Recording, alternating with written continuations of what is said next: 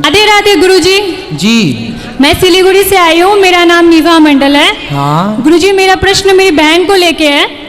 गुरुजी, वो रात दिन सिर्फ भगवान को प्रणाम ही करते रहती है, सारा दिन पूजा पाठ करती है, रात में 2-3 घंटों तक भगवान को प्रणाम करती है।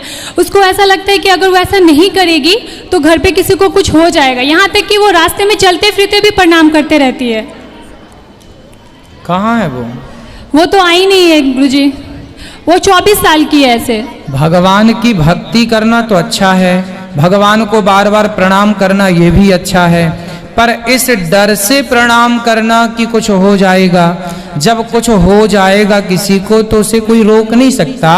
लेकिन ये शरीर नश्वर है, मृत्यु लोक है, तो यहाँ आने वाला जाएगा। भगवान की भक्ति करना अच्छी बात है, पर डर के मारे नहीं, डर के कारण नहीं। भगवान से स्वाभाविक प्रेम हो, उनको समझाना, मेरी बात समझाना। क्या नाम है उनका? नेहा मंडल। नेहा, नेहा को बोलना, बेटा नेहा, भगवान को बार बार प्रणाम करना, भगवान का बार बार दर्शन करना बहुत अच्छा है। ये तो किसी भक्त का लक्षण है जो आप कर रहे हैं, परंतु आपके अंदर जो डर है वो गलत है। जो भगवान के आश्रित हो गया फिर उसे डर किस बात का? फिर भगवान करेंगे ना सब पूरा, फिर आपको डरने की क्या जरूरत है? जब द्रौपदी ने दोनों हाथ उठाकर कह दिए गोविंद अब आप बचाओ या आप लुटाओ, तब भगवान प्रकट होकर लाज बचाए ना। तो द्रौपदी की लाज जब भगवान बचाते हैं, द्रौपदी के रक्षक भगवान हुए, अर्जुन के रक्षक भगवान हुए, तो आप विश्वास उन पर करिए, वो आपके रक्षक हैं। आप बस उन पर अटूट विश्वास रखिए, डरिए मत। गुरुजी, मेरा और एक सवाल है कि मेरे घर में किसी को भी अगर थोड़ा सा भी तबीयत अगर खराब होता है तो मेरे मन में बुरा बुरा ख्याल तुरंत आ जाता है। किस क्यों? जैसे कि मेरे घर में सिर्फ मेरी मम्मी है और 3 बहन है गुरुजी, पापा नहीं है। तो पापा के जाने के बाद घर में किसी को भी थोड़ा सा कुछ होता है तो मुझे लगता है कि फिर कुछ हो ना जाए किसी को। आप डरे हुए हैं बेटा, इतना भी डर अच्छा नहीं है। देखो, हर व्यक्ति अपनी उम्र लेके आता है, जिसकी जितनी आयु है उतना रहेगा, चाहे वो पिता हो, माँ हो, भाई हो, बहन हो, या हम हो या आप हो। हर आदमी अपनी उम्र लेके आता है। मैं भी अपनी उम्र लेके आया हूँ। अब मुझे नहीं पता कि मुझे कब भगवान बुलाएंगे, पर हम तो रेडी हैं, 24 घंटे जब बुलाएं तब चलेंगे।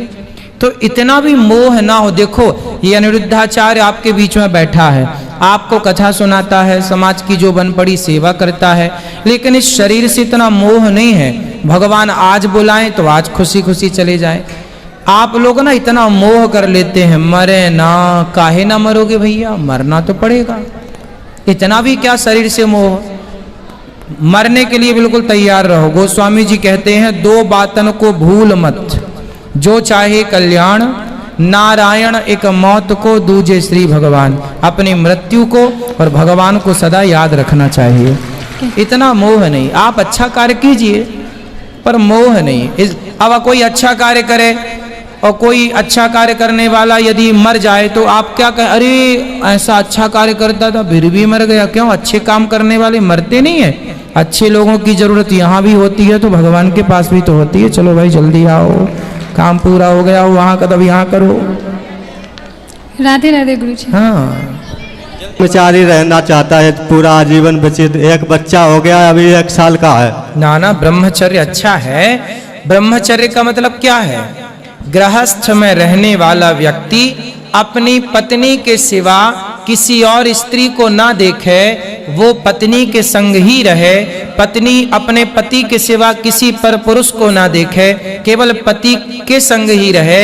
ऐसा गृहस्थ ब्रह्मचर्य ही माना जाता है, जो अपनी पत्नी और अपने पति के सिवा किसी को ना देखे। किसी को देखना ब्रह्मचर्य का भंग है। अपनी पत्नी के संग गृहस्थ में रहना ये गलत नहीं है, ये सही है। इसलिए पत्नी के संग हो, गृहस्थ में हो, तो गृहस्थ में भक्ति अच्छी है। लेकिन सांसारिक सुख आपको नहीं लेना, पर आपकी पत्नी यदि लेना चाहे तो फिर आपका धर्म है पति के नाते कि आप गृहस्थ के हर कर्तव्य का निर्वहन करें। ये धर्म है। महाराज जी राधे राधे। राधे। हाँ जी बेटा, एक तो मैं आपको बहुत सारियां बधाइयां देती हूँ।